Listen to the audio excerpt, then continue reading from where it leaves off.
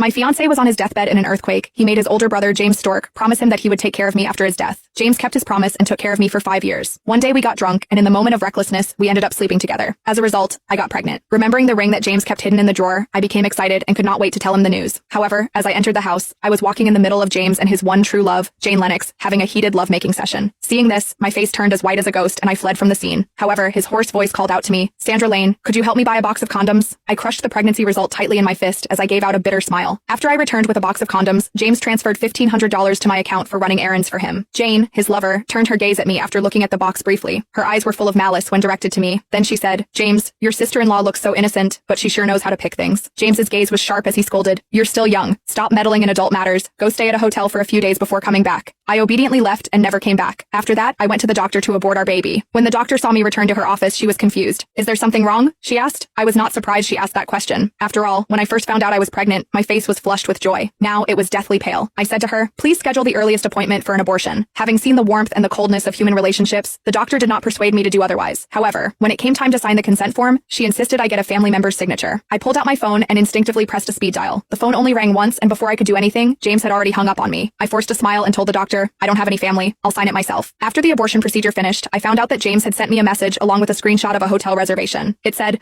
"Don't call me unless it's an emergency. You know the reason." The man was considered enough to book me a hotel room for an entire week. I was not dumb. After I saw the diamond ring on that woman's finger, what else was there to understand? When I saw the diamond ring in the drawer, I was too foolish to think James had prepared it for me. Even more absurd, I thought he might remember that night of madness between the two of us. I looked at the bloody remains of the tiny life I had lost and left, and at that moment, my heart turned into ashes. The superior luxury room hotel that I stayed in had everything that I needed. It was as cozy as the bedroom James had set up for me. However, as I curled under the blanket, all I could feel was a bone-chilling coldness. With trembling hands, I made a call. "Senior, you mentioned putting together a medical aid team for Africa. Count me in." Although thrilled I wanted to join her, she was thoughtful and cautiously asked, "Sandra, didn't you say before that your brother-in-law wouldn't let you go to Africa? Did you two have a fight? Just because you're angry, don't act on impulse and leave with me. If he finds out and becomes panics, he'll search everywhere to find you." It was understandable. She had this concern. After that reckless night with James, I had sneaked away in embarrassment while he was still asleep. Later, he treated me the same as before, like his little sister, and acted as if nothing had happened. I was so angry with him. He had dared to do the deed but refused to own it. So, I went traveling without saying a word to clear my mind. At that time, James turned the city upside down to find me. As a result, everyone knew that he treated his sister-in-law like his precious little sister. His act made me assume I must mean a lot to him. However, the reality was harsh. Turned out, I overestimated my importance. Now just one night with his beloved was enough for him to offer me a hotel for a week. Once they got married, there was no place for me in that home. I could not bear to stay and see him and that woman displaying their love every single day. I hurriedly explained. He agreed with this. "Okay, I'll put your name on the list and send you all the information in a while so you can prepare everything in advance." Finally, my senior agreed. I booked a flight for 7 days later, enough time for me to stay at the hotel before leaving for good. As for things that I had to bring, I tried to think about them, but realized there was nothing I truly needed. Ever since that earthquake, I did not have a real home.